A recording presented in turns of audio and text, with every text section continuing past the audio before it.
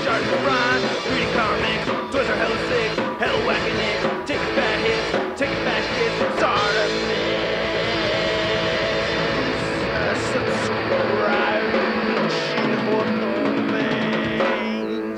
I did do some research, and Gwyneth Paltrow told. Hey, what's up, you guys? ShartimusPrime here, doing another Batman v Superman: Dawn of Justice movie product review on the Jada Toys Bat Affleck Batmobile modeling kit. This is a pre-painted kit that I just picked up at Toys R Us today. I just wanted to pick this up just because it looked really cool.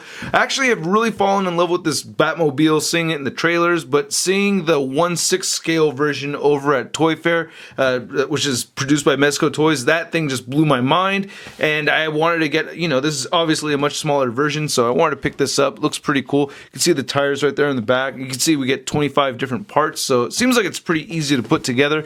You get the metal die cast, and it's pretty hefty too. You can feel the weight right there. You can hear the weight, right?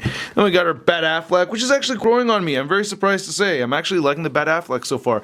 And then you can see Bat Affleck again, and then on the back you can see a bunch of pictures of the Batmobile. You can see that it opens up right over there. You see the tires and everything, and then there's Bat Affleck again. Alright, let's get to it and crack this thing open. And here's the new Batmobile out of the packaging. I must say, I really like this brand new Batmobile. The first time I saw it, I thought it was cool looking. I like that it reminds me of the Tumbler, but it's definitely a lot more sleek and streamlined. I like how we get the exhaust right over here. And then putting this thing together did not take very long. It is a die-cast piece, and you do need to use a little screwdriver. I want to say it took me like 10 minutes, 15 minutes tops to put this thing together. It was fairly easy.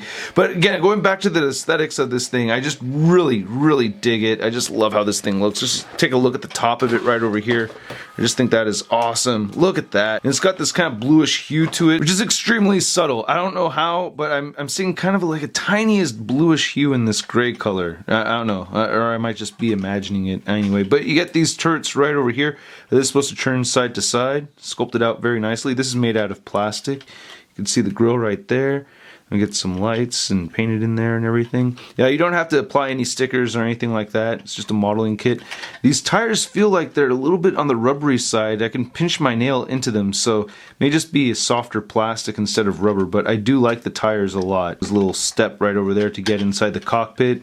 Then looking right here, you can lift this up. Sometimes it's a little tricky finding a good lip to grab with your thumb. Come on, there you go. And you can lift up each side individually, so that's cool. You can see the seats right inside there, and you can lift this one up, and you can see the other seat right in there, looking really nice. Nice sculpted detail right there.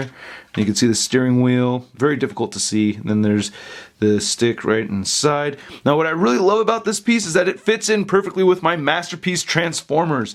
I cannot get MP10 Spike to fit in the driver's side, but he will fit nicely in the passenger side just because the steering wheel is in the way. But look at that, man. That is awesome. Yeah, see? So perfect for Transformers, and you can see him right in there. So hopefully I can find a Batman or a Bat Affleck figure I could put right inside there. That would work out pretty nicely. I guess there's the gas tank right there. Then having these two little fin pieces right here, I think this is a very smart choice in the design. It kind of reminds me of a bat a little bit, right? Kind of like the bat ears, kind of, maybe, a little bit. And then we get these big tires right over here in the back, looking very nice. And again, really well sculpted treads. And you can see the back and exhaust and all that stuff. And looking underneath, this looks pretty good right over here too. So yeah, very solid piece. I really like the weight to it. Of course, it's die cast, so it's going to be hefty. At first, I had something a little bit misaligned and it was rattling on me a little bit. I mean, it's still kind of rattly right now, but you do have plastic parts mixed in here with the die cast, so that's going to happen. As far as how well it rolls splendidly. Look at that. That is beautiful. You can almost, yeah, it sounds like an electric car. It's so smooth. Yeah, I'm really digging this a lot. This is fun. The wheels don't turn at all over here. That would have been kind of nice. I just thought of that right now, but still, I like my Batmobile. I meant to show the directions off earlier. Now, while this looks a little complex, it's not. It only takes 9 steps to get this thing built. And as you can see right here, here's how all the parts look coming right out of the package. Now, measuring out this Batmobile, you can see it measures to be, I want to say about 8.5 inches across and 5 inches wide. And then comparing this brand new Batmobile to the Batman animated series DC Collectibles Batmobile, you can see the size difference over here. No, they're not in scale together, but, you know, it's always fun comparing Batmobiles. And then here's the Batmobile compared to the Rebel Toys Star Wars The Force Awakens Poe Dameron's X-Wing, and I really like having these models in this scale. You know, I just really thought Poe Dameron was awesome, and I really love the X-Wing, and I really like this Batmobile a lot, so having this scale models for these vehicles is just really cool. Then for your size comparison, here's the Batmobile next to the Transformers Masterpiece Ironhide, which I still need to review, but you can see how this Batmobile does fit into Masterpiece scale. I love it. Then comparing the Batmobile next to the DC Multiverse Armored Batman, you can see they don't fit into scale together at all, but you know, it's just kind of cool to see the two of them side by side. Whoop, there he goes. And then here it is next to the Marvel Legends Big Time Letdown Spider-Man.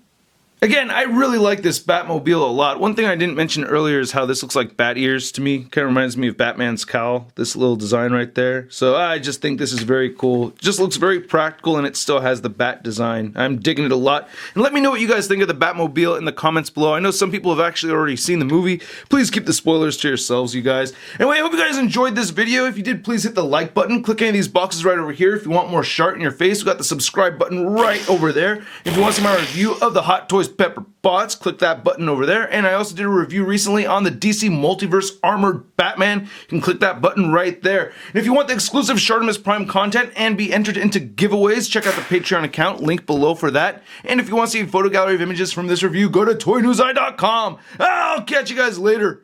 Peace! Posing action figures, I'm posing action figures, I'm posing action figures every day. I'm posing action figures, I'm posing action figures, I'm posing action figures, it's okay. That's crispy. Batmobile compared to the Rebel Toys Then here's the